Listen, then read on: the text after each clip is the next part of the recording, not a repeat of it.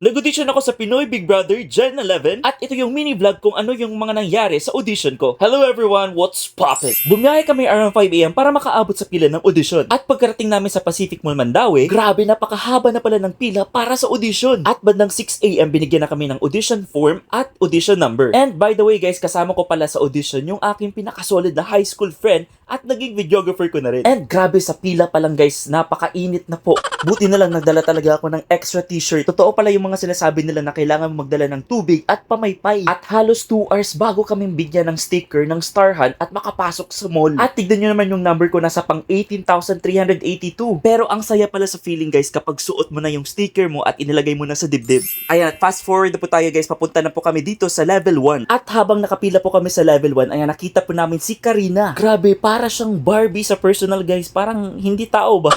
At nung pinapasok na po yung batch namin, dito na po kami in-interview kung ano po yung mga pinagkakaabalan po namin sa buhay. Hindi ko na na-videohan dito kasi kinakabahan na ako guys. Pero guess what? Nakapasa po ako sa level 1 at hindi ko po akalain na mapipili ako guys. Grabe naman yung saya ko dito, may patalon-talon pa.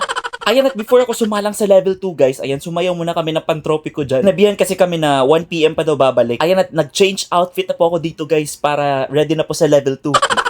Ayan, papunta na po kami dito sa level 2 guys. Ayun, kinakabahan na po ako dyan guys. Hindi nyo lang alam. Nasa pila pa lang ako guys. Grabe na yung dibdib ko. Parang lalabas na yung ano ba, yung heart. Tapos yung nakakasabay mo pa sa pila, ang gaganda at gugwapo pa. Tapos ikaw na abog-abog lang sa earth. Mapapaisip ka kung matatanggap ka ba or hindi. Grabe naman kasi yung mga natatanggap guys. May mga half, may mga mapuputi, may mga moreno, morena, may mga flawless yung skin. Tapos yung ikaw lang, safeguard lang yung ginagamit. Mapapaisip ka talaga kung itutuloy mo pa ba or hindi. And at dito guys, nakapila na po ako for level 2 and guess what again guys? Napili po tayo guys at nakapasa po ako for level 2! Grabe yung saya guys, hindi nyo lang alam. Hindi ko kasi akalain na matatanggap pala ako for level 2. Sa mukhang to, akalain mo na makakaabot pala sa level 3.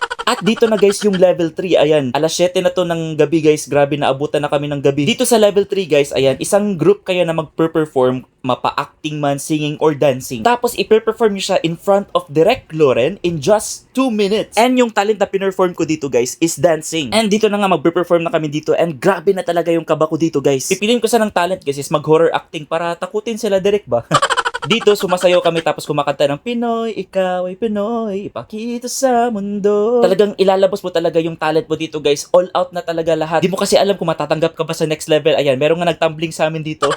At pagkatapos ng performance namin, ayan, pinalain kami. Tapos isa-isa kami tinututok sa camera. Tapos sasabihin ni Direk Loren na smile. Tapos grabe yung smile ko dyan guys. Parang nagmapakaawa kay Direk ba? Direk, papasukin mo naman ako Direk.